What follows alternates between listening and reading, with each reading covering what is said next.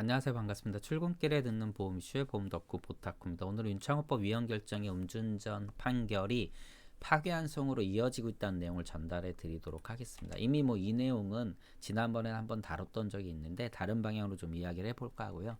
자, 윤창호법 다 아시다시피 구도로교통법 148조 2의 1항 이 부분 이제 강화가 된 거죠. 그래서 이 부분 중에서도 어떤 부분이냐, 음주운전 금지 규정 2회, 이 2회라는 이 규정, 즉 2회 이상 위반한 경우 가중처벌받게 되는 이 부분에 대해서 위헌 결정이 났습니다. 왜 위헌 결정이 났느냐?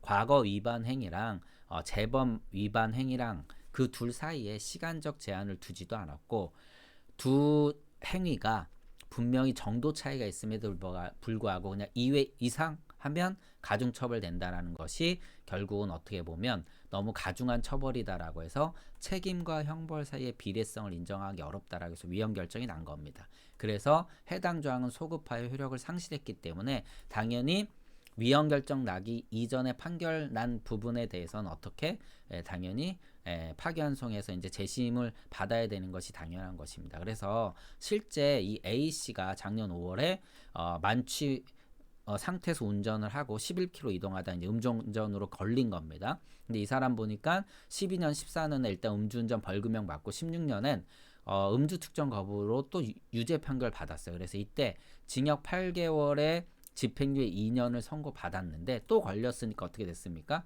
4회 음주운전 5년 지나도록 동정범죄를 반복했죠. 그러다가 이거 계속하는데 이 사람이 개선 여지가 있습니까? 부족한 거죠. 그래서 결국은 징역 1년을 선고받았는데 실형으로 이번엔 선고를 받은 겁니다. 집행유예가 아니라. 그런데 위헌 결정 나니까 이 사건 또한 다시 파기환송된 거죠. 그리고 우리 공분을 샀던 대만 여학생 치어서 숨지게 한 음주운전자 징역 8년 선고 받았는데 이 사람도 대법원서 파기됐고요. 이런 식으로 자꾸 사건이 파기가 되니까 뭐 이거를 이제 함부로 판단할 수 없지만 당연히 사회적 또 공분이 있을 것이고, 그래서 이런 것들이 자꾸 이제 기사거리가 될 수밖에 없는데 전문가 의견을 빌려보면 윤창호법이 위헌 결정 난 게 결국 과도하다라는 이유로 위헌 결정이 났는데 실제 이제 판결난 부분을 갖고 판단해 보건대 이 원심 형량이 양형 범위 안에 있고 죄질이 나쁘면 실제 재심하더라도 감형되지 않을 수 있다. 그래서 실제 재심 결과 그대로 원심과 같은 형량이 선고된 사례도 있다라고 얘기하면서 이 부분에 대해서 이제 무조건적으로 재심하게 되면 형량이 감형될 거다라는 그러한 기대는 버려라라고 이 기사에서 다음과 같이 이야기를 좀 하고 있습니다.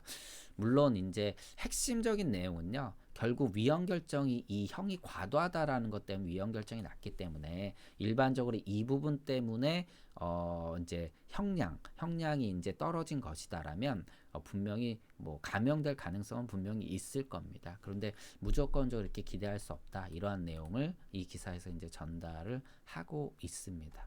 아무튼 법이 만들어지고 바로 위헌 결정이 나서 굉장히 복잡한 상황이긴 한데 핵심은 음주운전하면 절대 안 되고요. 음주운전 처벌은 지속적으로 강화될 필요가 있다라고 생각을 합니다.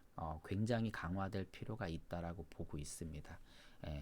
그래서 이렇게 그냥 운전 이동하다가 아무런 사고 없이 그냥 다행히 잡혀서 처벌을 받으면 다행인 건데, 이런 사람들이 예를 들어서 사고를 내서 사람을 진짜 죽일 수도 있는 거지 않습니까? 그렇기 때문에 음주운전 자체에 대한 처벌은 지금보다 더 강화될 필요가 있다라고 개인적으로도 생각을 합니다. 오늘은 이렇게 마치도록 하겠습니다. 고맙습니다.